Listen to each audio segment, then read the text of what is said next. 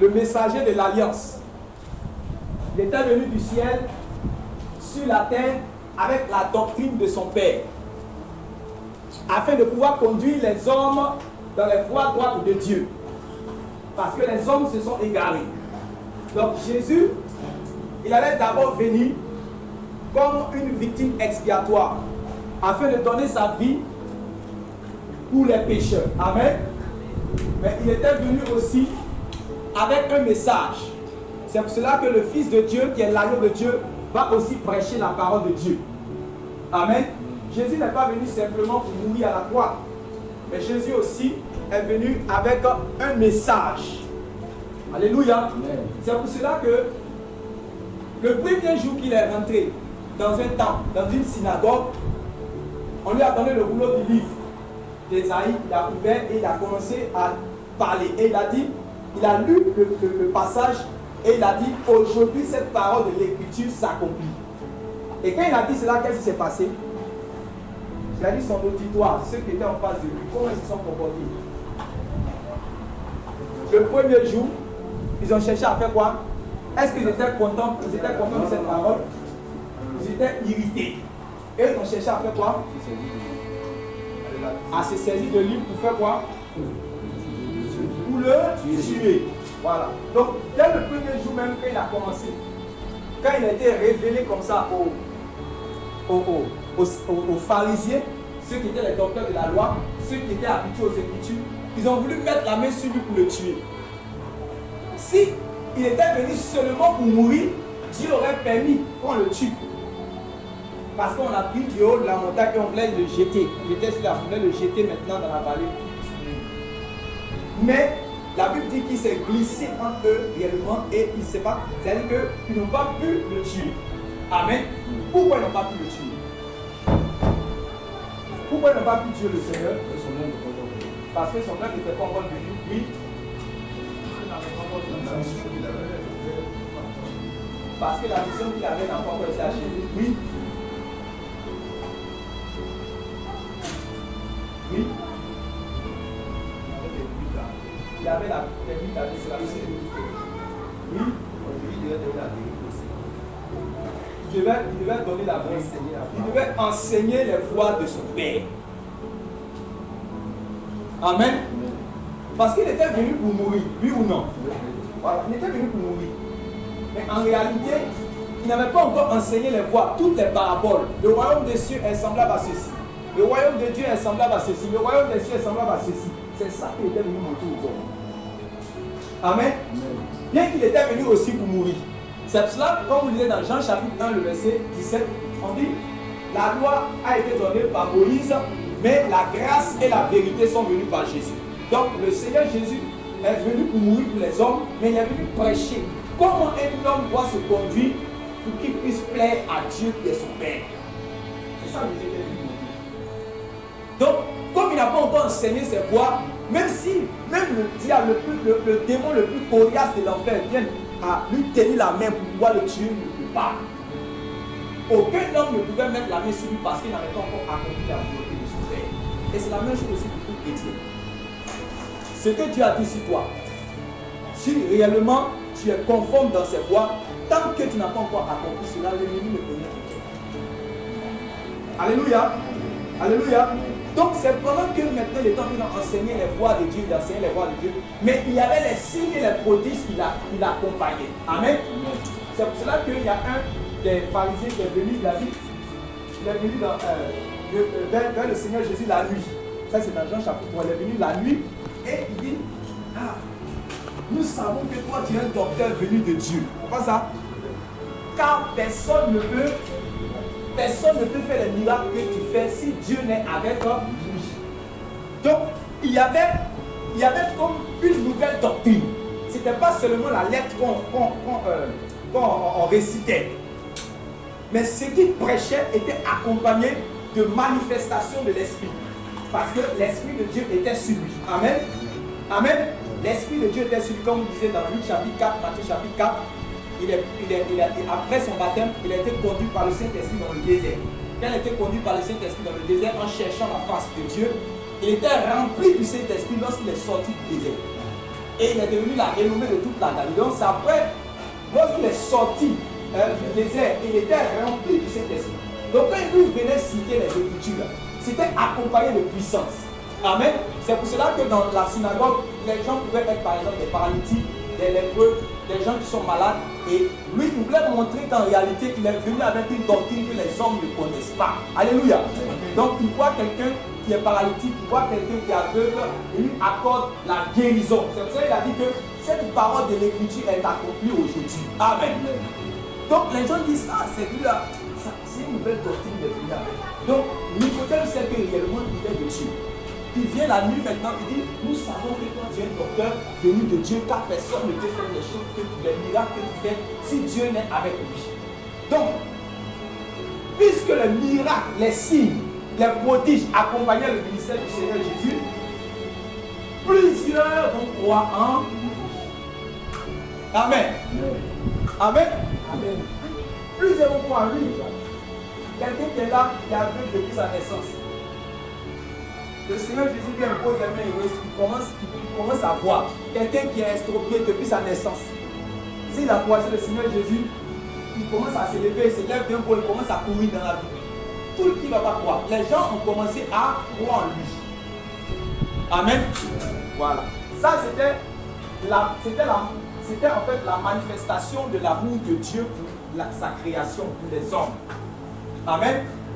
La manifestation de l'amour de Dieu pour les hommes, mais c'était possible pour que la gloire de Dieu soit révélée dans le Fils. Alléluia. Pour que les hommes puissent savoir qu'en réalité, c'est lui qui est le Fils de Dieu.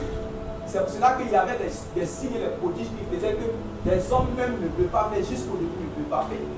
Alléluia. Par exemple, quelqu'un qui marche sur les eaux. Vous avez vu les Écritures, vous avez vu que le Seigneur Jésus a marché sur les eaux. Il y a des gens qui essaient de faire cela, ils sont en train de mourir dans les lacunes, ils sont en train de mourir dans les mers. Amen.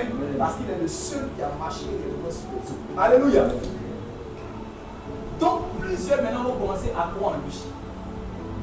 Mais Jésus, lui ne se fie pas à eux.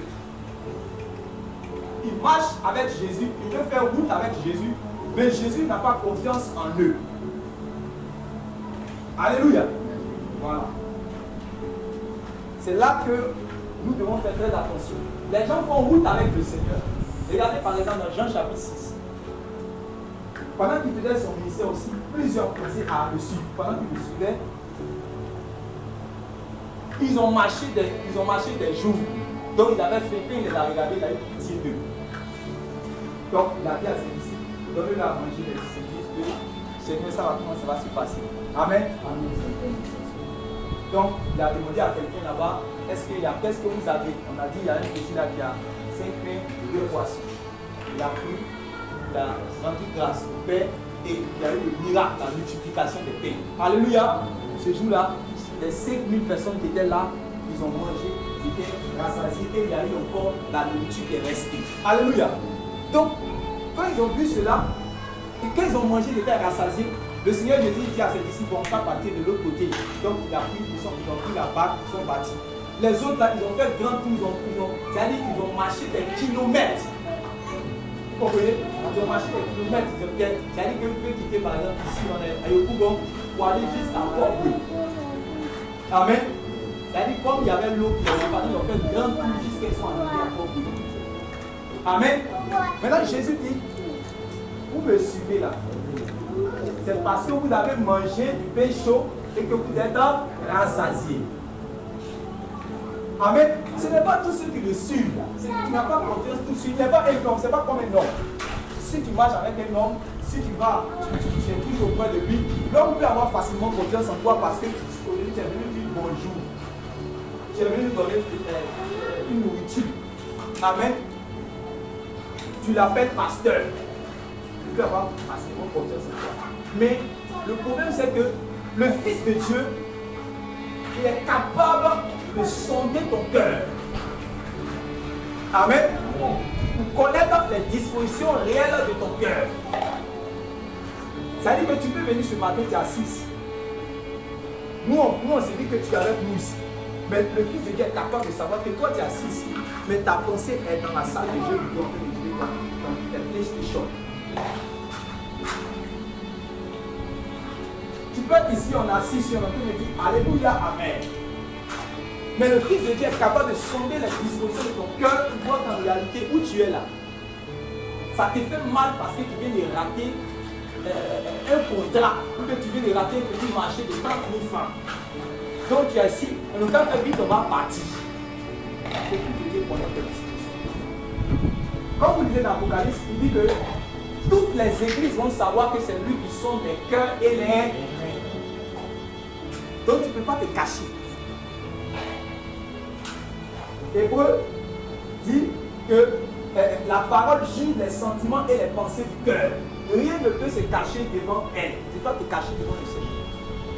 Amen. Donc ceux qui le suivaient, ils savaient quelle était leur disposition. Donc ce matin, est-ce que tu es venu de tout ton cœur au Seigneur? Est-ce que tu es venu de tout ton cœur pendant cette réunion? Est-ce que tu es venu de tout ton cœur rencontrer le Seigneur parce qu'il déjà eu le Seigneur? Je me rappelle quand il disait à Simon Pierre, Simon, est-ce que tu m'aimes? Hein? Et il a dit ça à Simon, Simon Pierre, est-ce que tu m'aimes? Simon Pierre s'en a, si je savais qui lui avait posé cette question. Si c'était Jean qui lui avait dit, Simon Pierre, est-ce que tu m'aimes? Il dit, ah, toi aussi, depuis on marche ensemble, mais tout ce qui est fait quoi, toi tu as dit que tu ne t'aimes pas. Pourquoi tu as questions, ça reste même plus fâché encore. Vous voyez, non? Mais comme c'est le Seigneur Jésus qui lui pose cette question, Simon, est-ce que tu m'aimes? Il sait que pendant que le Seigneur Jésus lui pose cette question, est-ce que tu m'aimes? Ce n'est pas sa bouche là que Jésus regarde. C'est son cœur en même temps que Jésus regarde. Donc quand Jésus a posé cette question, qu'est-ce qu'il a fait?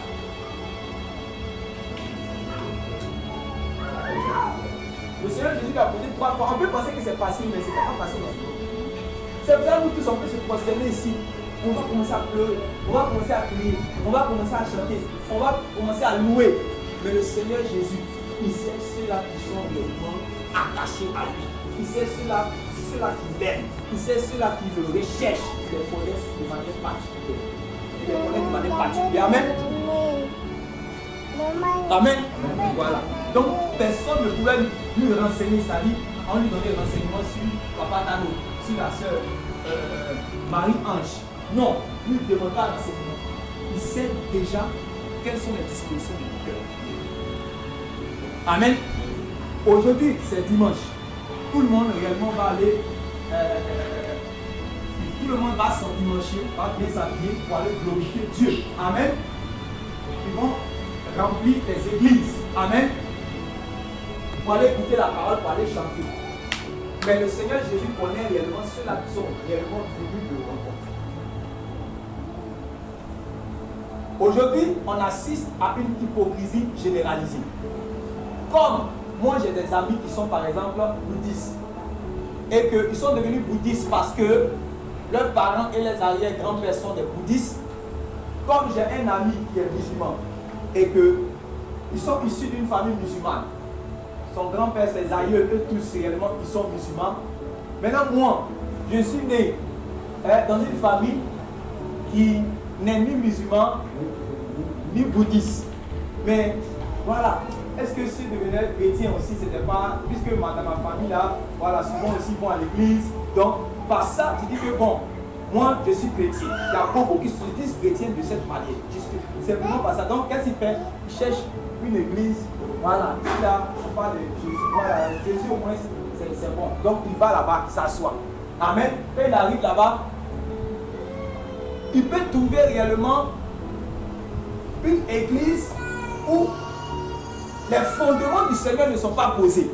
La volonté du Seigneur n'est pas là. C'est-à-dire que s'il vient, il appartient à une église où on cherche juste le nom. On cherche juste le nom. On veut seulement que les gens soient fidélisés dans l'église.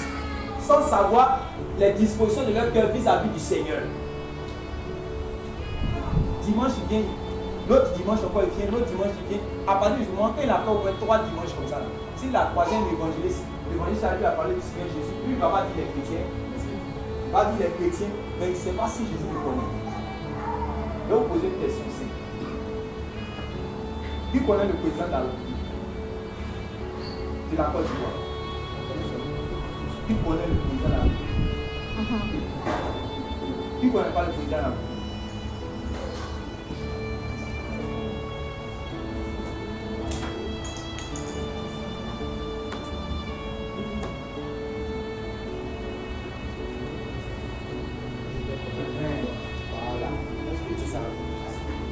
Regardez, si on dit aux enfants de CP, on va demain lundi, tu vas dans la classe, mais tu dis aux enfants de CM2, tu vas à l'école. Je dis qui connaît le président, peut-être qu'ils vont lever la main. Ils vont dire son nom, Alassane Ouattara. Mais si tu me poses la question, parmi vous qui avez tous vous avez levé la main, c'est qui le président connaît? Amen. Eux tous ils vont faire quoi? Ils vont faire ça. Parce que la connaissance de Dieu est réciproque. Quand tu dis tu connais Dieu, quand tu dis tu connais le Seigneur, c'est que le Seigneur aussi doit te connaître. Et c'est ce qu'il a dit dans Jean 14. Jean 14, le verset 21. Il a dit que celui qui garde mes commandements, c'est celui qui m'aime. Et celui qui m'aime, mon Père l'aimera. Moi aussi je l'aimerai et je me ferai connaître à lui.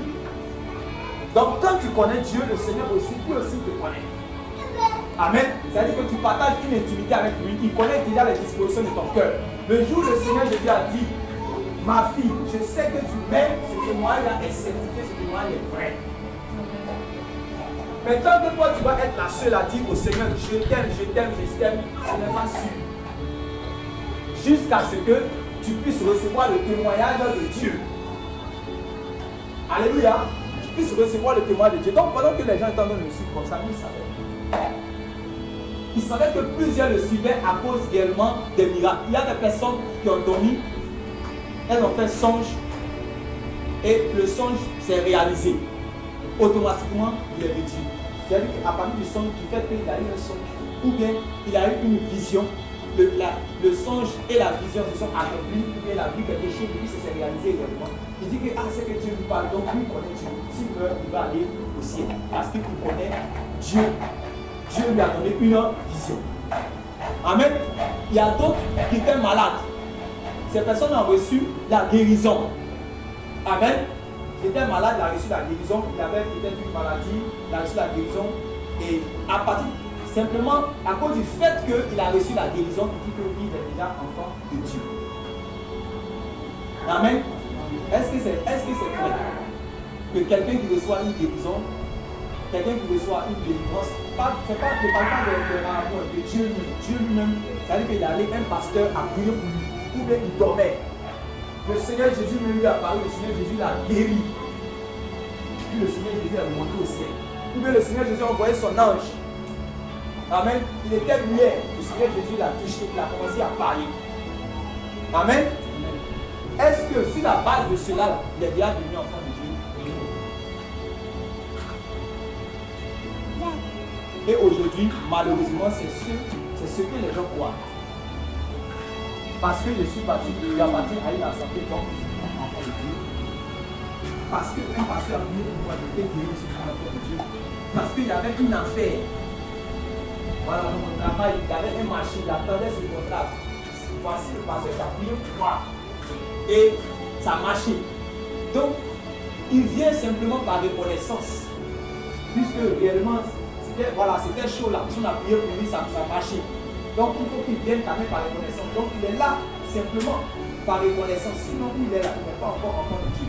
Mais quand le pasteur ne sait pas cela, lui doit penser que parce qu'il vient chaque dimanche, alors c'est un enfant de Dieu. Amen. Or, il y a une manière de venir à Dieu. Alléluia. Et c'est de ça qu'on va voir. C'est ça qu'on va voir aujourd'hui. Maintenant, Marc chapitre 1. Parce que tu peux faire route avec le Seigneur Jésus sans appartenir au Seigneur. Tu peux appartenir à une assemblée, venir chaque dimanche sans appartenir véritablement au Seigneur. Tu peux confesser le nom du Seigneur dans ta bouche, Seigneur, Seigneur, Seigneur, Seigneur, sans réellement être connu de lui. C'est très important. Marc chapitre 1, verset 1 dit quoi? Je vais nous montrer pourquoi le Seigneur Jésus ne se fiait pas à eux. C'est ça qu'on veut voir. Pourquoi le Seigneur Jésus, pendant que les gens sont en train de croire en lui, lui ne se fie pas à eux. C'est pour cela qu'un jour j'ai dit, j'étais allé prêcher l'évangile à un danseur. Et il écoutait, en fait, il était déjà parti dans plusieurs assemblées, il écoutait les messages, tout et tout. Mais il y avait quelque chose de son cœur qui n'était pas encore satisfait jusqu'à ce qu'on se rencontre. Je commençais à lui parler du Seigneur. Il a parlé, on l'a conduit dans les voies du Seigneur. Et il a été touché. Mais regarde ce qu'il dit que lui veut que moi je sois son pasteur, tout et tout. Il faut que moi je sois son pasteur, que moi je prêche la vérité, que tout ce que lui il entend en Dieu là, c'est pas la vérité, tout et tout. Amen. Donc quand il a dit cela, moi je voulais le conduire dans les voies du Seigneur, donc je voulais l'amener à la repentance. Amen. Donc pendant que je voulais l'amener à la repentance, c'était difficile pour lui, puisque lui il est entré dans le monde, il vit et c'est le monde qui le fait vivre. Quand il doit aller danser dans les bars, il doit aller danser dans les prestations, tout et tout. Donc il sait que ça c'est un obstacle entre lui et Dieu. Il sait ça. Il sait que ça là, c'est le problème entre lui et Dieu. Mais lui il veut que moi je sois son pasteur. Il s'est dit que avant que moi je sois ton pasteur, il faut que Jésus soit ton pasteur d'abord. C'est ça qui a fait qu'on ne sait plus Jésus. Il n'a pas bien accepté que Jésus soit son pasteur, mais qu'un homme soit son pasteur. Il dit non, avant que moi je vienne ton pasteur, il faut que Jésus soit ton pasteur. C'est-à-dire que si Jésus est ton pasteur, ce qu'il a dit là, tu vas voir ce qu'il dit. Amen. Maintenant, je vais vous montrer maintenant que les gens peuvent faire route avec le Seigneur et le Seigneur lui se fie pas eux. Ils font beaucoup de choses, même dans les assemblées, mais le Seigneur ne se fie pas eux parce que lui, quand il regarde leur cœur, il sait que réellement ils ne sont pas tout entiers à lui. Il sait que ce ne sont pas ses disciples. Amen, frère. Que nous maintenant, Marc chapitre 1, le verset 1 seulement.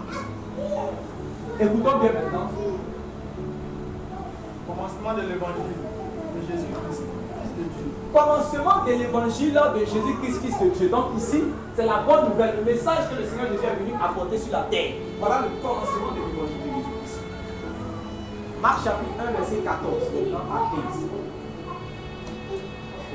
Après que Jean eut été livré, Jésus alla dans la Galilée. Jésus alla dans la Galilée, Prêchant l'évangile de Dieu. prêchant l'évangile de Dieu. Oui, Il disait, le temps est accompli. le temps est accompli. Et le royaume de Dieu est proche. Et le royaume de Dieu est proche. Répentez-vous. Répentez-vous Croyez à la bonne et nouvelle. croyez à la bonne nouvelle. Merci. Donc voilà le message que le Seigneur Jésus portait. Mais pendant qu'il portait ce message, il guérissait. Pendant qu'il portait ce message, il faisait des miracles. Pendant qu'il portait ce message, il délivrait. Donc il y a d'autres, comme ils ont été guéris, comme ils ont été délivrés, comme ils ont été restaurés, comme ils ont mangé, ils sont rassasiés, ils pensaient qu'ils étaient disciples du Seigneur alors qu'ils ne sont pas disciples du Seigneur. Je ne sais pas si vous me comprenez. Comme ils ont dormi, ils ont fait songe, ils ont eu une vision. Comme ils avaient un problème, ce problème a été résolu par la main de Dieu. Automatiquement, ils pensent qu'ils sont connus de Dieu, ils font route avec le Seigneur. En réalité, ils marchent avec lui. Tu peux marcher avec le Seigneur Jésus sans réellement marcher avec lui. Regardez par exemple l'exemple de Judas. Il avait été appelé lui-même par le Seigneur. Il était proche du Seigneur. Il mangeait avec le Seigneur. Il écoutait tous les enseignements du Seigneur. Mais il était éloigné. Au point où il est mort, il allait en son lieu. Amen. Le commencement de l'évangile, avant qu'il lui-même commence à prêcher, il dit, le temps est accompli. Le royaume de Dieu est proche. Répentez-vous et croyez à la bonne nouvelle. Mais il y a des gens qui veulent juste seulement manger, ils veulent juste être guéris, ils veulent juste être délivrés, ils veulent simplement avoir les choses, c'est tout ce qu'ils veulent. Mais ce que Dieu lui veut là, il ne veut pas. C'est pour ça que le jeune voulait que moi je sois son pasteur. Il dit non, il faut accepter Jésus comme ton pasteur d'abord. Si tu acceptes Jésus comme ton pasteur, automatiquement vous le serez obligé d'être ton pasteur. Amen. Je ne dois pas être fier de dire que une personne qui danse réellement les danses du monde, une personne qui est votée dans le guitare, tu vois quelqu'un qui a pu le faire taper le clavier ici. Il transpire comme ça pour taper le clavier chaque jour pour avoir l'argent. Vous voyez? Et moi je dis que lui là, c'est mon disciple, mais c'est mon fils dans la foi. Comment je dis pas me regarder? Parce que avant que lui soit mon fils dans la foi, mais mon disciple, il faut qu'il soit disciple d'abord du Seigneur Jésus. Alors qu'aucun bouteur ne peut être disciple du Seigneur Jésus. Aucun voleur ne peut être disciple du Seigneur Jésus. Aucun impudique ne peut être un disciple du Seigneur Jésus. Parce que pour être disciple du Seigneur Jésus, il a commencé par dire répentez-vous. Amen. Répentez-vous. C'est ça qui est le premier, c'est ça qui est le fondement, le principe. Avant de pouvoir faire route avec lui, il faut que tu puisses te déconnecter du monde, quitter le monde pour venir à Jésus-Christ. Quand il appelait, comment il s'appelle, il appelait Paul, il dit je t'envoie pour que tu puisses, en prêchant l'évangile, tu puisses délivrer des gens, tu puisses te faire passer des ténèbres à la lumière. De la puissance de Satan à la puissance de Dieu. Amen. Aujourd'hui, beaucoup ne savent pas que s'ils ne sont pas disciples du Seigneur Jésus, ils sont enfants du diable. Amen. Ils ne savent pas que s'ils ne sont pas disciples du Seigneur Jésus-Christ, ils sont enfants du diable, disciples du diable, parce qu'ils accomplissent sa volonté. Ils font sa volonté, ce que le diable fait. Ils font cela, ils sont pères et ils sont fils de leur père qui est le diable. C'est faux, mais c'est la vie. Au temps de Jésus même là, dans Jean chapitre 8, il a affronté cela. Il est rentré dans le temple, il a commencé à prêcher. On dit là-bas aussi, plusieurs ont cru en lui. Il dit, vous connaîtrez la vérité et la vérité vous affranchira. Il dit que non, nous on va être affranchis de quoi? On a maison, on a nounou chez nous, on a des esclaves. Ce que notre serviteur a fait tout à l'heure, ce que le frère a dit que le fait de laver les pieds, ça c'était une coutume, ça se faisait en Israël là-bas. Amen. Le dernier des esclaves dans une maison, ce qu'on appelle les seigneurs, c'est-à-dire des gens qui ont des champs, ont des esclaves, le dernier de l'esclave, c'est lui qui fait ce travail. Quand il reçoit quelqu'un du nord, un invité, et il reçoit cette personne-là, c'est le dernier parmi tous ceux qui travaillent dans sa maison, les esclaves. Le dernier là, c'est lui qui fait ce travail. Donc ils disent qu'on a des esclaves, on a champs, on a femmes, on a tout. Toi tu dis que nous sommes esclaves, et puis nous sommes venus ce matin, on a habillé en tout blanc, il n'y a même pas tache. Quand on regarde, on est issu d'une famille très riche, et on est de la postérité d'Abraham. Comment est-ce que tu peux nous dire que nous sommes esclaves? C'est bizarre.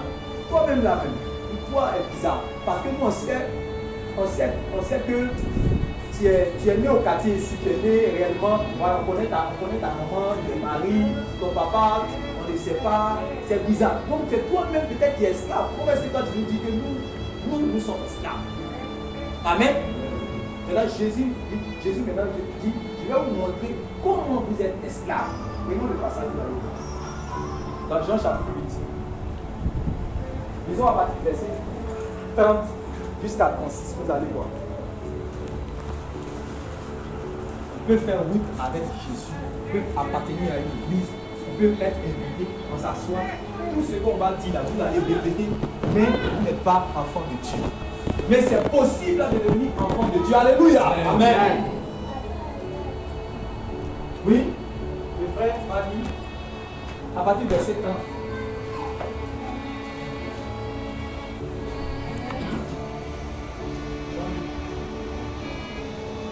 Jean 8, verset 30.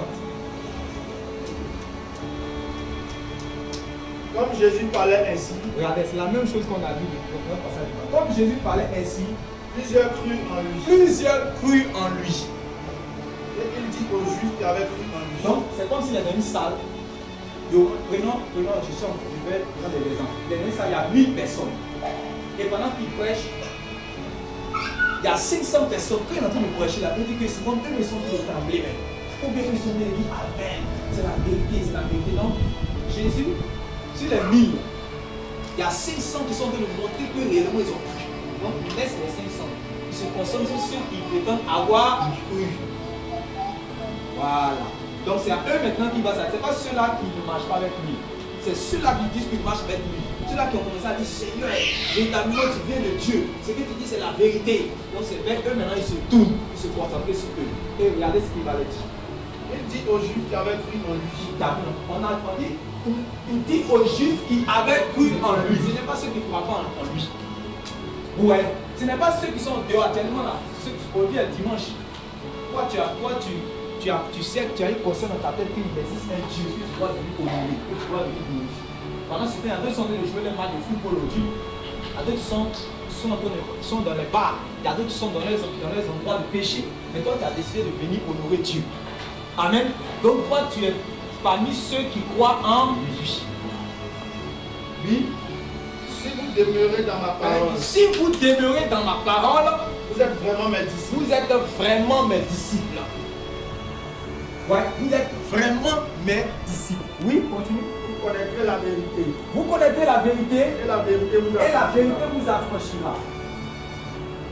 Mais il lui répondit, Mais il lui répondit, nous sommes la postérité d'Abraham. nous sommes la postérité d'Abraham Et nous ne fûmes jamais esclaves de personne. et nous ne fûmes jamais esclaves de personne.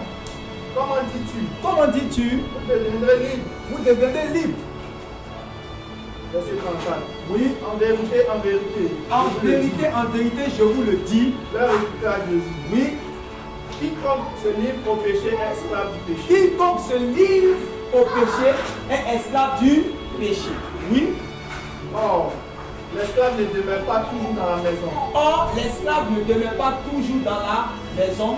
Le fils qui Le demeure fils qui demeure toujours. Je vais expliquer cette partie et puis on va continuer. Dans une maison, amen, dans une maison, il y a le fils et il y a des esclaves. Le fils travaille pour son père. Souvenez-vous que le Seigneur Jésus, à 12 ans, quand les gens étaient partis à Jérusalem pour aller adorer, on le cherchait. Quand on l'a trouvé, lui-même il a dit, mais pourquoi vous le cherchez? Vous ne savez pas que je dois m'occuper des affaires de mon père. Donc le fils travaille pour les affaires de son père. Donc le fils est serviteur aussi. Maintenant, il n'y a pas que le fils, il y a aussi les esclaves. Amen. Donc vous attendez l'exemple tout à l'heure. On doit laver les pieds. Quand il y a quelqu'un qui vient, on doit essuyer la voiture. Il y a quelqu'un, on doit faire la table, on doit manger, tout et tout. Donc il y a les serviteurs et les esclaves. Donc le fils est serviteur, l'esclave aussi est serviteur. Mais le problème c'est que quand le père s'en va, il doit laisser un héritage. L'héritage, il ne donne pas ça à l'esclave. L'héritage, il donne ça à son fils. Maintenant, les deux sont dans la maison, ils sont en train de travailler, ils sont en train de travailler, ils sont en train de travailler.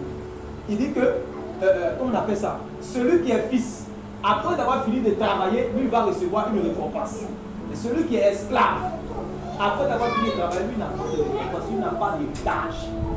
Donc, comme on est toujours dans le temps du service, il faut quitter de la posture d'esclave, il faut quitter de la posture d'esclave à la posture de fils. Il faut faire tout, tu vas devenir fils. Il ne faut pas être esclave. C'est-à-dire qu'il ne faut pas finir de dire Seigneur, Seigneur, il ne faut pas chanter Alléluia, Amen, tu vas finir cela. Et puis quand on doit maintenant faire rentrer les gens dans le royaume de Dieu, quand on te bloque à la porte, on te lie les pieds et les mains et on te jette dehors, là où il y a les pleurs et les graissements dedans. Donc c'est comme si tu as servi Dieu pour rien. Amen. Dans notre jargon, on va dire tu as fait travail mais là. Amen. C'est comme si tu es venu à l'église. Tu as venu à l'église chaque dimanche. Tout ça, c'est des cadeaux. Amen.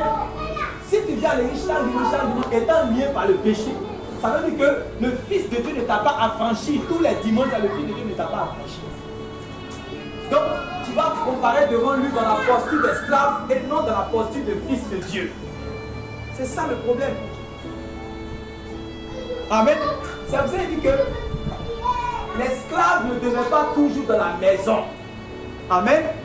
Mais le fils, là, lui, demeure toujours. Amen. Donc il faut regarder, il faut commencer à sonner ton cœur. Quelles sont les dispositions? Est-ce que moi je suis fils de Dieu ou bien je suis esclave? Est-ce que je suis fils ou je suis esclave? Le fils lui est affranchi. Le fils lui est délivré. Le fils connaît la volonté de son père. Mais l'esclave, il est lié. Et vous allez voir, je continue maintenant. Si donc le fils vous affranchit. Si donc le fils vous affranchit, vous qui êtes esclave, si vous vous laissez affranchir, si vous écoutez ce qu'il a dit, répandez-vous. Si vous écoutez sa parole, si vous affranchit, oui, Vous serez réellement libre. vous serez réellement libre. Aujourd'hui, nous assistons. Il y a des gens qui sont dans une pseudo-liberté. C'est-à-dire qu'en réalité, ils ne sont pas véritablement libres. Ils appartiennent à une église, mais ils ne sont pas véritablement libres. Donc, le Seigneur aujourd'hui veut te rendre réellement libre. Bien-aimé, tu peux continuer. Je sais que vous êtes la postérité d'Abraham, Je sais que vous êtes la postérité d'Abraham, mais vous cherchez à me faire mais mourir. vous cherchez à me faire mourir. Parce que ma parole ne pénètre pas en vous. Parce que même ce matin, tu ne veux pas laisser la parole de Dieu pénétrer dans ton cœur. Oui, Je dis ce que j'ai vu chez mon père. oui, Et vous faites ce que vous avez entendu de la part de votre père. oui. Il lui répondit, Voilà. Quand il a entendu père, Jésus a parlé de son père.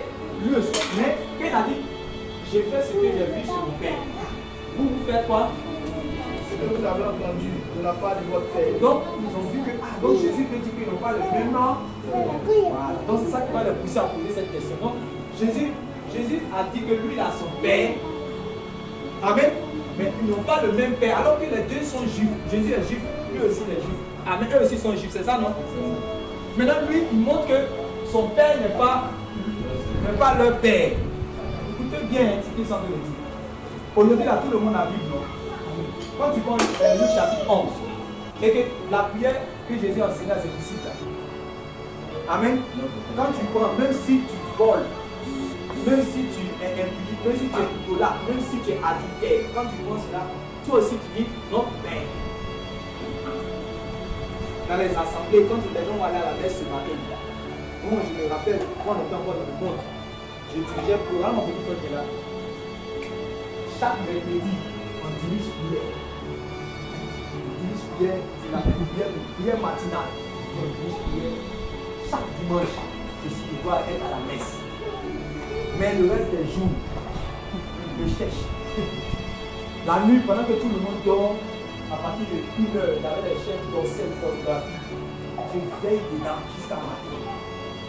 Je suis dans la pornographie. Quand je finis pornographie, je vais me masturber. Quand je finis cela, elle dit que c'est elle me passe. Malgré les copines, mais je suis mis en mort par la pornographie et par la masturbation.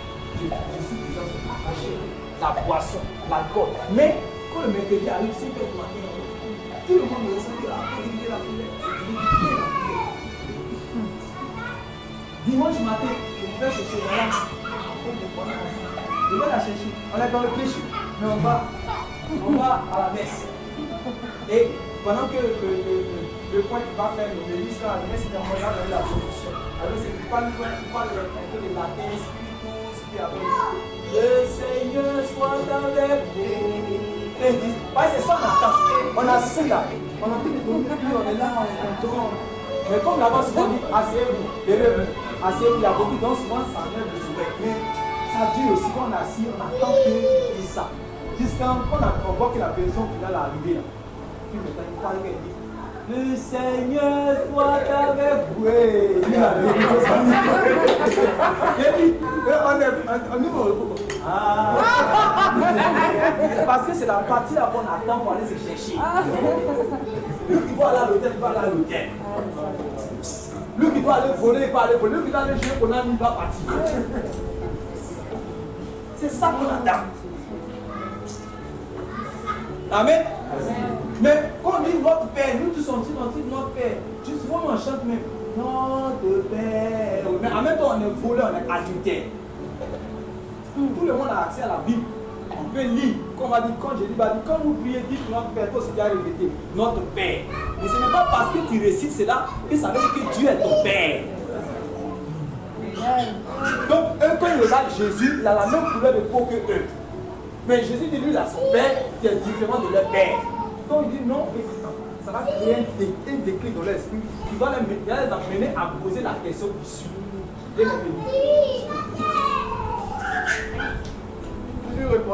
Il lui répondit, notre Père c'est Abraham. Jésus leur dit. Notre père, c'est Abraham. Jésus leur dit, Si vous étiez enfant d'Abraham, si vous étiez enfant d'Abraham, vous feriez les œuvres d'Abraham. vous feriez les œuvres d'Abraham. Si vous étiez enfant d'Abraham, vous feriez les œuvres d'Abraham. Ça veut dire que quand tu es enfant de Dieu, c'est les œuvres de Dieu que tu fais. Amen. Quand tu es enfant de Dieu, aujourd'hui là, il y a beaucoup de femmes adultères qui sont dormies sur la poitrine des maris de quelqu'un. Amen. Mais elles se disent qu'elles sont aussi enfants de Dieu. Il y a des cantiques qu'elles peuvent mettre, des cantiques chrétiens vont commencer à chanter. Jésus est mon ami. Elles vont commencer à chanter. Amen. Mais ce n'est pas parce qu'elles sont en train de chanter cela qu'elles sont enfants de Dieu, puisque l'œuvre de Dieu, ce n'est pas celle qu'elles sont en train de faire, mais c'est l'œuvre du diable. Voler le mari de quelqu'un, coucher avec, c'est ça qu'elles sont en train de faire. Donc, pendant que tu es en train de faire cela, même si tu dis 1000 fois à Dieu que je suis ta fille, tu n'es jamais sa fille. Amen. Continue, s'il vous plaît. C'est pas vrai. Mais maintenant, vous cherchez à me faire mourir. Moi qui vous ai dit la vérité que j'ai entendue de Dieu. Maintenant, vous cherchez à me faire mourir, moi qui vous ai dit la vérité que j'ai entendue de Dieu. Oui. Cela, Abraham ne l'a point fait. Cela, Abraham, écoutez bien, cela, Abraham ne l'a point fait. Oui. Vous faites les œuvres de votre père. Maintenant, il dit, vous faites les œuvres de votre père. Oui. Il lui dit, nous ne sommes pas des enfants illégitimes. Nous ne sommes pas des enfants illégitimes. Oui. Nous avons un seul père, Dieu. Ouais. Nous avons un seul père, Dieu. Oui. Jésus leur dit. Jésus leur dit. Si Dieu était votre père. Si Dieu était votre père, vous m'aimeriez. Vous m'aimeriez. Car c'est de Dieu que je suis sorti. Car c'est de Dieu que je suis sorti. Et que je viens. Et que je viens. Oui. Je ne suis pas venu de moi-même. Je ne suis pas venu de moi-même. C'est lui qui m'a envoyé. C'est lui qui m'a envoyé. Oui, continue. Pourquoi ne comprenez-vous pas mon langage? Oui. Parce que vous ne pouvez pas, parce que vous ne pouvez écouter ma parole. Oui. Vous avez pour père le diable. Vous avez pour père le diable. Et vous voulez accomplir les désirs de votre père. Et vous voulez accomplir les désirs de votre père. Merci. Vous avez pour père le diable. Donc, si tu ne marches pas conformément à ce que Jésus a dit, ce qu'il faut appeler Dieu chaque jour, c'est-à-dire que chaque 5 heures du matin, comme on faisait, chaque 5 heures du matin, tu appelles Dieu, ton père, ton père. Mais ton vrai père, c'est le diable.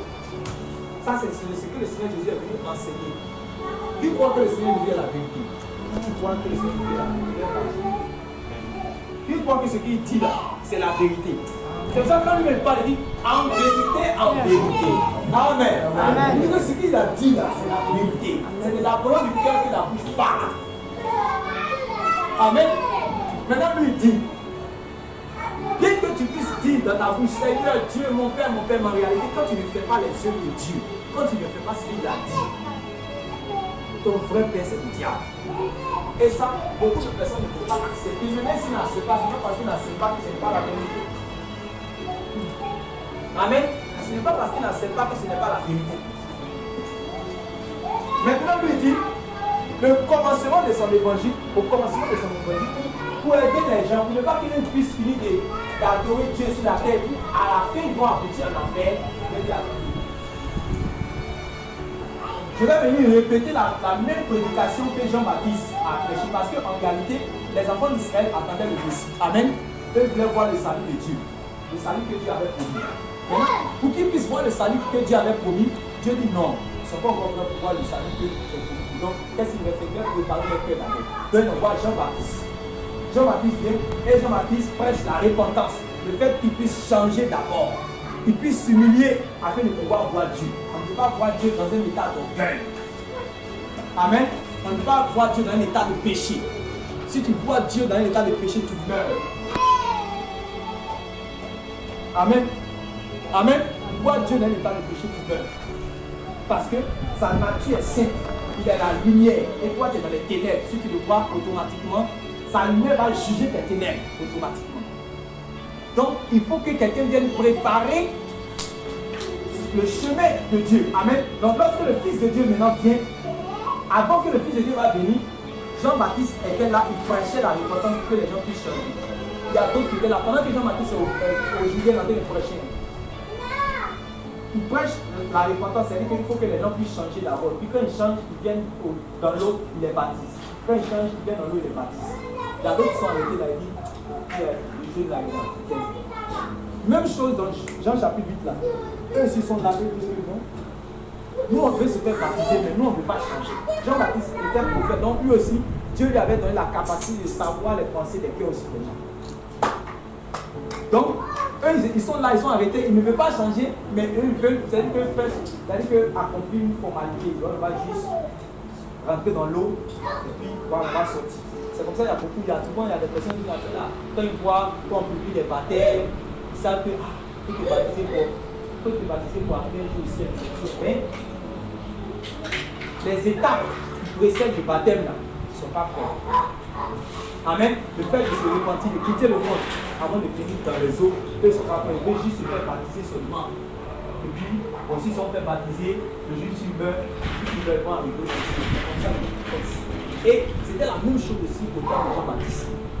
C'est là Jean-Baptiste a dit, race de vipères, qui vous a appris à fuir la colère à venir. Produisez donc des fruits dignes de la repentance. C'est-à-dire que montrez des preuves que vous avez changé.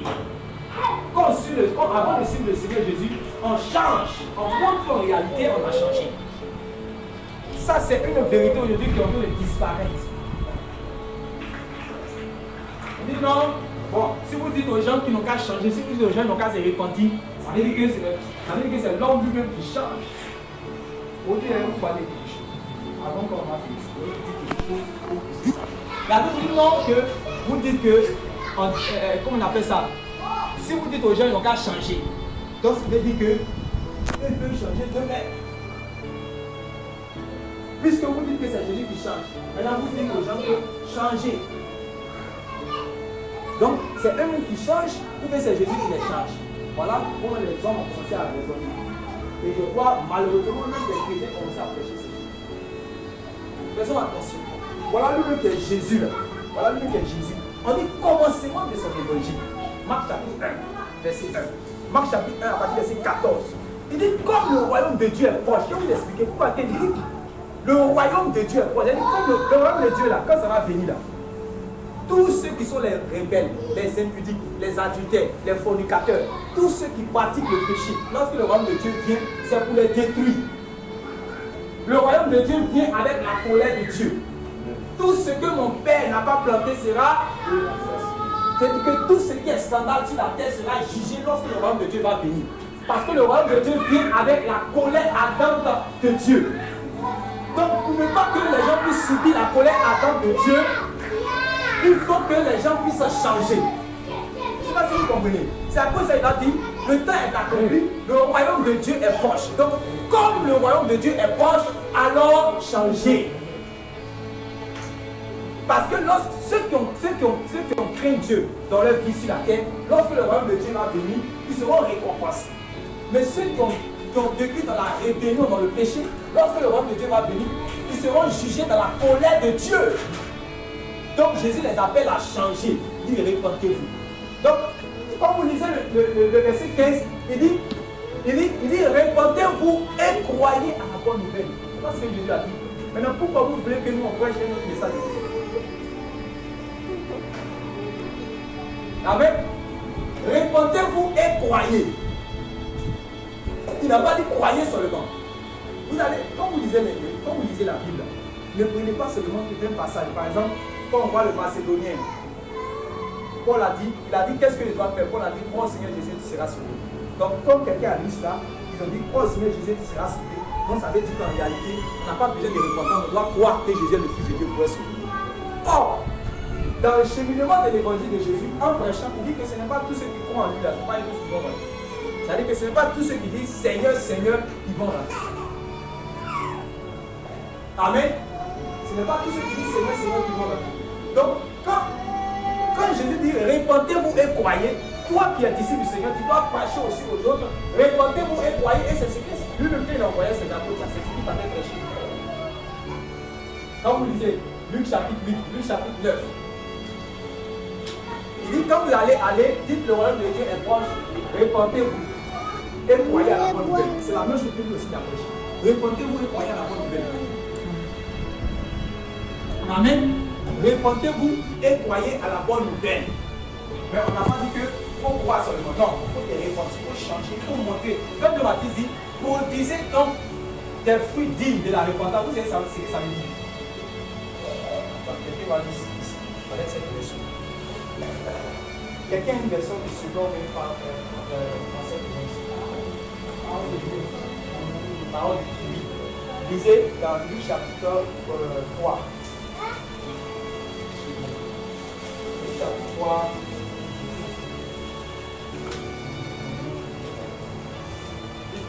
Verset 8.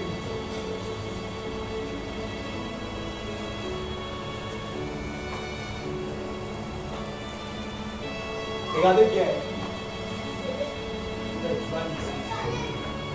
Toi, tu as fait question. Parole de Dieu. Oui. Faites donc de bonnes actions.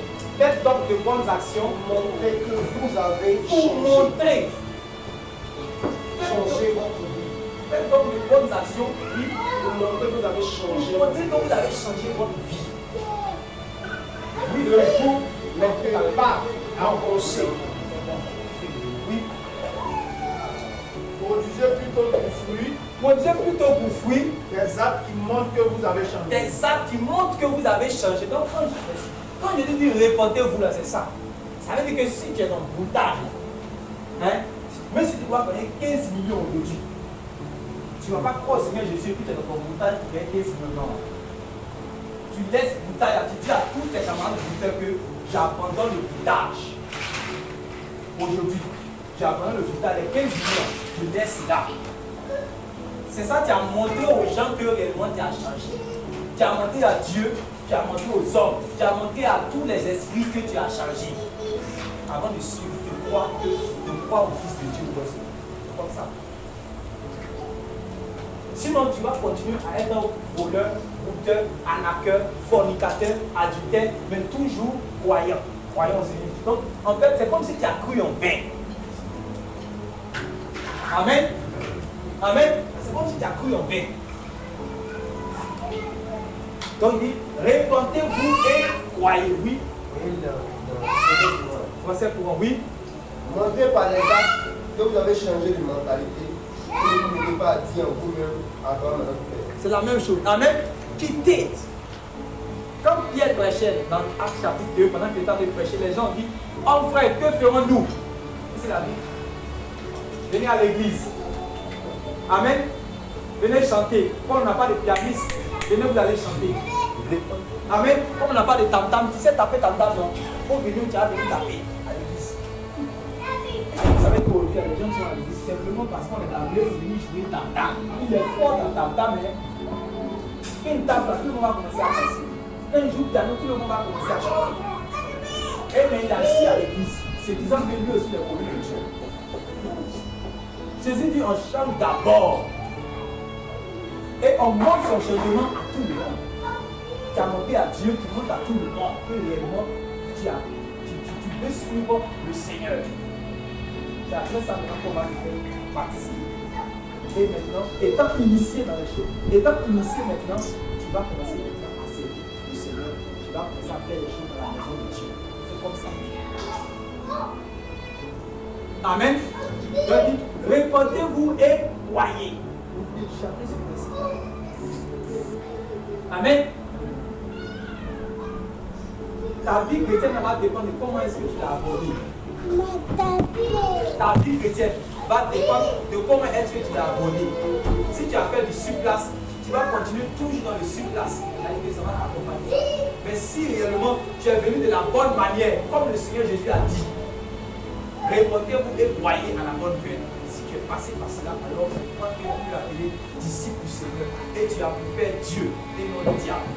Et toi, mais ça va se manifester dans ta vie. Parce que sans effort, tu vas aimer les choses de Dieu.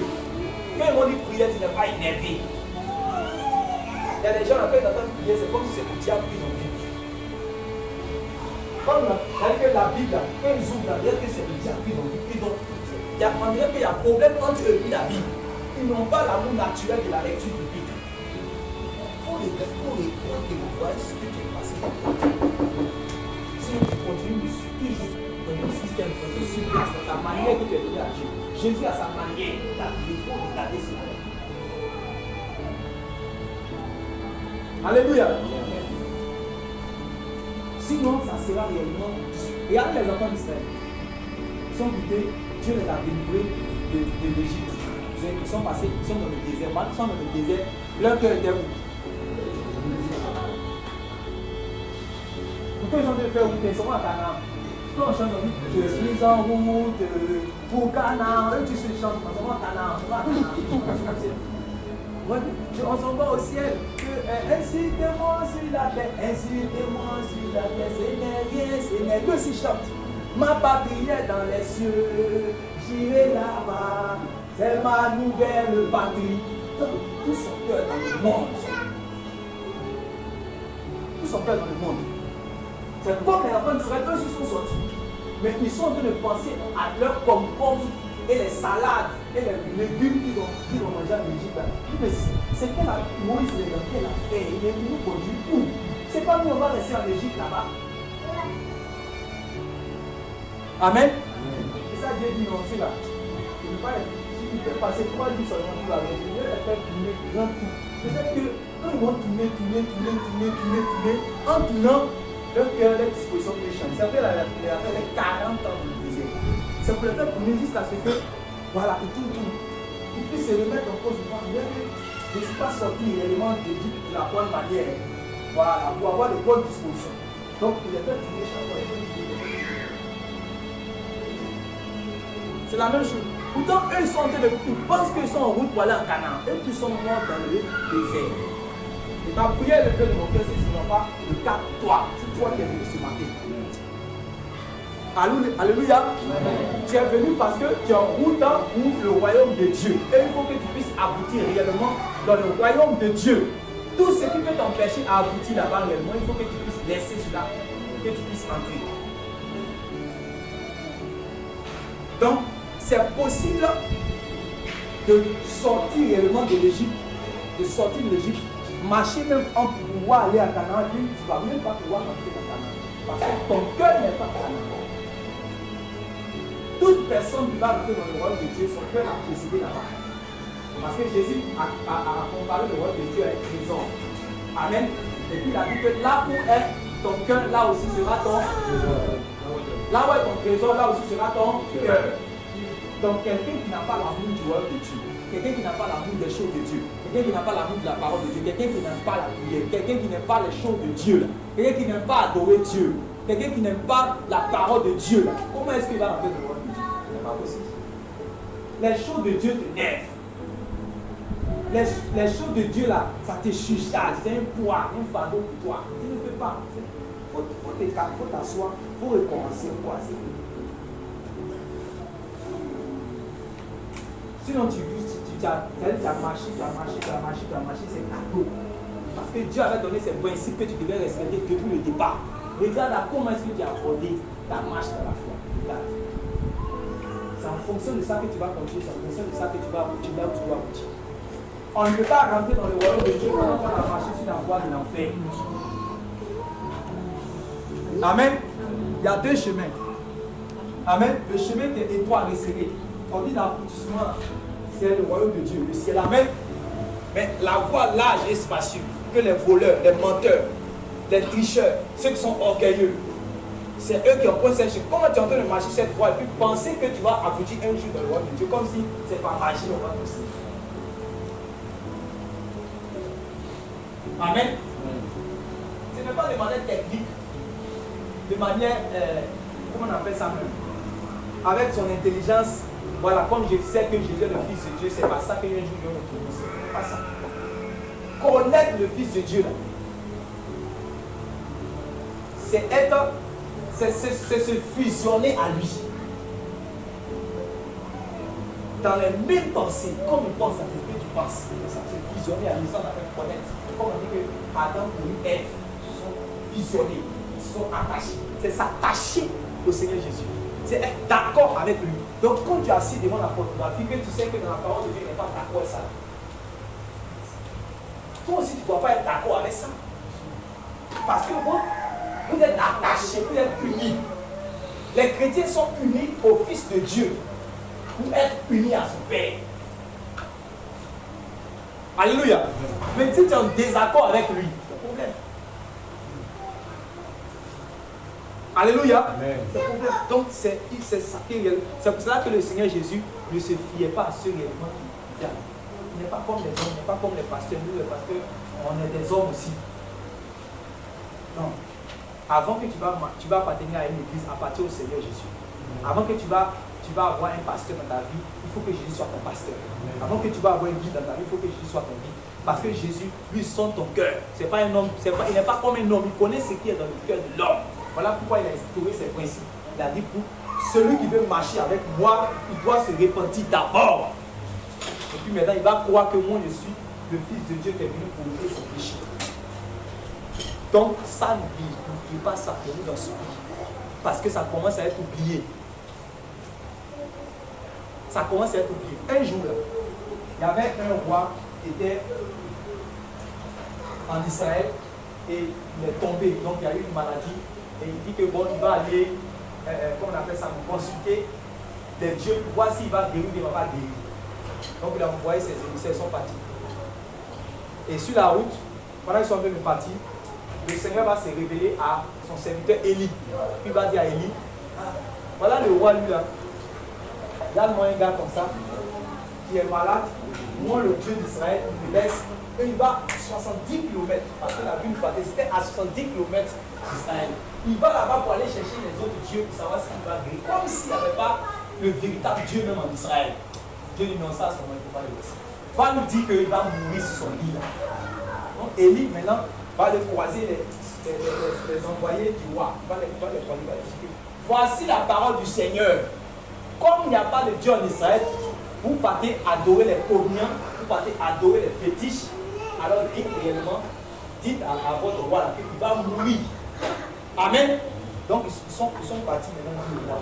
Quand ils ont dit ça au roi, le roi dit attends, c'est qui vous a, c'est quel homme qui vous dit, il avait quel aspect? Quand ils ont fini de décrire l'aspect, il dit ah ça, c'est que c'est lui. Comme il est orgueilleux aussi, il dit allez-y le chercher. Donc voyez les militaires, plus un général. 50 militaires, plus un général. Donc ils sont partis. Ils arrivent, Élie est sur la montagne. Élie est en train d'adorer son Dieu. C'était Élie est sur la montagne, il est en train d'adorer son Dieu. Il vient et dit, homme de Dieu, le roi dit de descendre automatiquement. Il dit, je suis un homme de Dieu. Ok. Si c'est un homme de Dieu, que le ciel souffle et que le feu descende pour vous consumer. Dès qu'il a fini de dire ça, le ciel s'est ouvert, le feu est tombé sur eux tous. Les 50 personnes, plus le général, eux tous sont calcinés. Quand le général les attend, ils ne viennent pas, il est levé. Il dit, commandant, viens. Il a pris le deuxième cohorte encore, un général plus 50 personnes. Lui aussi, il arrive. Ils sont en train de marcher. Il voit, les gens sont calcinés, il y a charbon de l'homme, ils sont calcinés, le feu les a. Il voit ça. Il a boqué. Homme de Dieu! Par exemple, peut-être il a crié, c'est tout quoi. Peut-être il a crié doucement que voilà. C'est pas, il n'était pas un gars chaud. Attends, il a montré que voyez, moi aussi là aussi. Il est venu dire, homme de Dieu! Le roi dit, descends! Je suis un homme de Dieu. Si je suis un prophète de Dieu, que le ciel s'ouvre, que le feu tombe sur vous automatiquement. Et dès qu'il a fini de dire ça, le feu est tombé sur lui, est calciné sur place. Ça fait 102 personnes calcinées. Le roi attend, il est 18 heures, les gens ne viennent pas. Il est fâché. Il dit bon, cohorte encore. Il appelle un général, plus 50 personnes. Ils sont tous les marchés. Ils arrivent. Ils voient 102 personnes. Ils sont devenus charbon, calcinés. C'est vous qui êtes un général. C'est vous qui êtes un général. C'est pas qu'il y ait des batailles. C'est une affaire de feu. C'est une affaire de feu. Voilà, c'est pas une affaire d'amitié. non, je ne sais pas. Quelqu'un qui, c'est 102 personnes qui ont gagné des guerres, des voitures qui sont bien calcinées. Il sait qui est venu avant lui, qui a vu cela. Automatiquement, homme de Dieu, je sais que, en tout cas, il faut avoir pitié, il faut avoir compassion, il faut avoir pitié de moi. Et les 50 personnes qui sont derrière moi, leur vie là, il faut avoir pitié et compassion de nous. Ça. En fait, quelqu'un qui n'a pas encore eu pitié de nous et son âme, ne peut pas rentrer au ciel.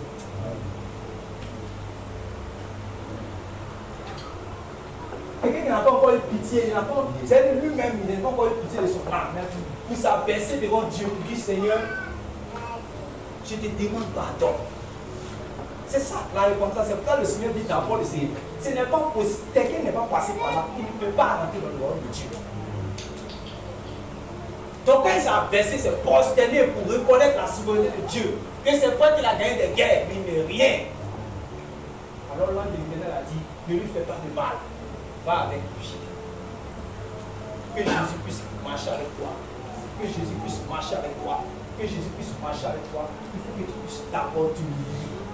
Il faut que tu puisses d'abord t'abaisser. C'est pour là que Jésus a fait, Jean-Baptiste a crucifié Jésus. Pour que les gens puissent d'abord s'abaisser. Afin qu'ils puissent recevoir le Fils de Dieu. C'est pour cela qu'on dit toujours, répandez-vous et croyez à la bonne nouvelle. Si je vous demande tout aujourd'hui, qu'est-ce qui a fait que, comment on appelle ça, ce monsieur-là, il s'est prosterné. Si vous posez la question, vous allez répondre comment? Il y a des gens qui disent non, tous ceux qui ont eu songe, ou bien qui ont eu vision, ils ont vu l'enfer, ou bien ils ont eu une vision, ou bien ils ont eu un accident, ou bien quelque chose qui s'est passé dans leur vie, et puis ils ont eu peur. Ou bien il y a un prédicateur qui a prêché, ils ont commencé à trembler, ils ont vu que réellement l'enfer, ils vont aller en enfer aujourd'hui là s'ils ne se répondent pas. Donc, ils ont eu peur ou ils ont commencé à craindre Dieu aussitôt. C'est-à-dire que dès qu'ils ont eu peur, ils ont commencé à craindre Dieu.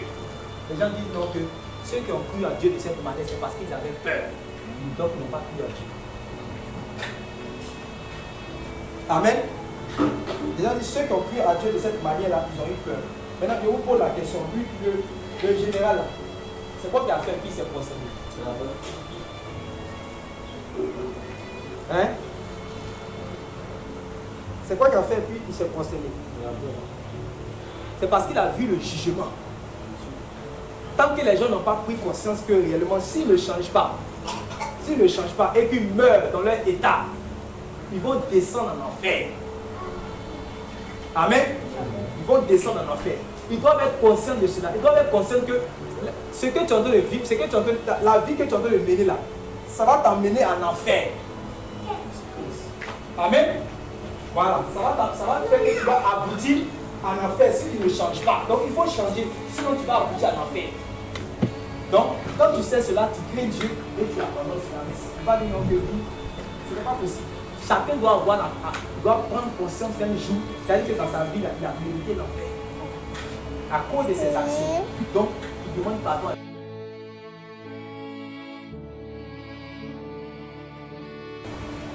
Est-ce que c'est clair, c'est clair maintenant? C'est clair? C'est à partir de là quand le Seigneur maintenant regarde que tu es passé par la peine, quand tu dis je crois à lui, la peine.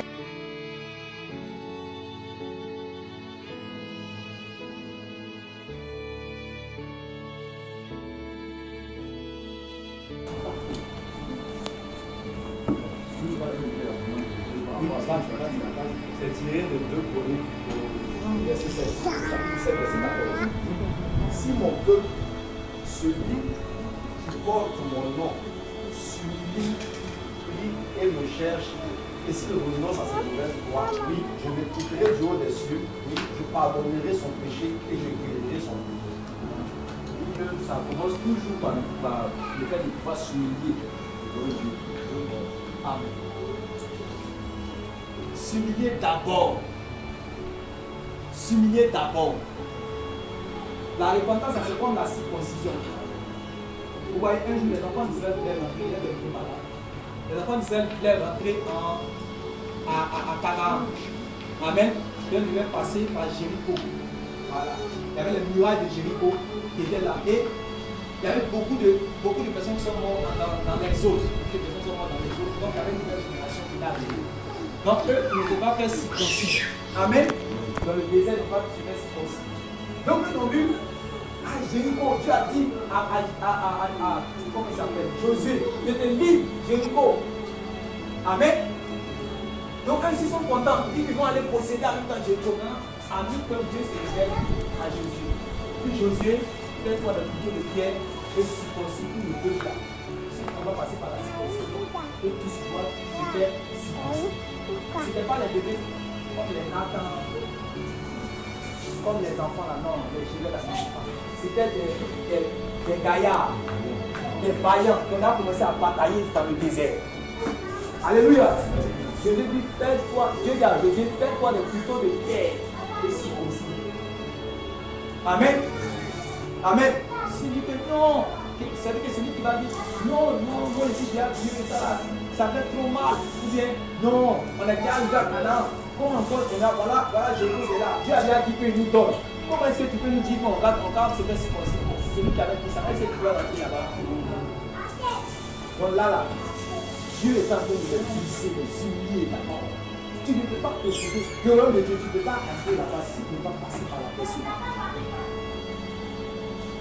Amen. Donc là maintenant, ils sont déjà vieux et ils vont aussi obligés maintenant de se déshabiller. Le symbole de l'humiliation. Tu vas venir dire aux gens, c'est vrai, toi tu es joli comme ça, tu vas venir dire que tu visionnais la pornographie, la nuit, que c'était lié par la masturbation. Tu vas dire ça aussi.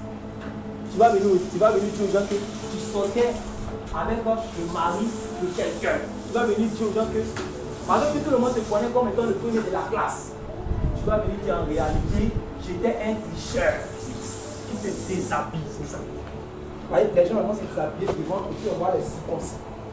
C'est comme ça. Tu as vécu toute une vie, c'est pas comme les bébés ils naissent en même temps et puis bon, on va les circoncis. Non, non. Toi, tu as vécu avec le diable jusqu'à tu as eu beaucoup de gloire, beaucoup de gloire. Maintenant, tu vas déverser ta gloire. Ça. Amen. Tu vas déverser ta gloire. Comme la femme qu'on appelle la femme Marie de Magdala. Marie de Magdala dans le quartier avec sa beauté, ses cheveux, son parfum. Tout le monde appréciait. Tout le monde dit voilà, ça là, c'est elle à la vieille mère du quartier. Elle porte les sacs Zara, les chaussures en or. Voici, c'est comme ça on l'appréciait. Toutes les jeunes filles du quartier veulent faire comme elle. C'est là, c'est ma vieille mère du quartier. Elles sont tous les ducats de la vie. Mais le jour qu'elle devait recevoir aussi le pardon de ses péchés, est-ce que Jésus l'a trouvé comme ça dans cette gasoile et il a dit que tes péchés te sont pardonnés, ma fille? Si tu crois en moi seulement, si tu crois en moi, tes péchés te sont pardonnés, mais reste dans ta prostitution, tes péchés te sont pardonnés. Non. Elle-même l'a fait selon si elle-même. Elle a entendu que Jésus partait de la maison d'un certain Simon. Elle est partie là-bas, elle est allée se prosterner à ses pieds. Elle a pris son vase de parfum et elle a cassé cela. Elle a pris ses cheveux. Elle a pris ses cheveux là, elle a commencé à essuyer ses pieds. Toute sa gloire. Elle a déversé sur lui. C'est ça la repentance. Tout ce que le monde t'a donné, tu dois tout abandonner. Amen. Tout ce que le monde t'a donné, tu dois tout déverser sur lui pour que tu puisses recevoir le pardon de tes péchés. C'est pour cela que Pierre a dit, répentez-vous et croyez à la bonne nouvelle du pardon. Pierre a dit, répentez-vous et que chacun de vous soit baptisé pour le pardon de ses péchés. Amen. Donc c'est ce que vous qui êtes déjà dans la foi, vous devez aller dire cela aussi des autres. C'est ça qui est fait. Parce que si vous ne faites pas cela, il y a beaucoup de personnes que vous allez avoir comme frères, mais en réalité Jésus ne se fie pas à eux parce que les principes qu'il a établis, les gens ont sauté là-dessus. Amen. Voilà le message que je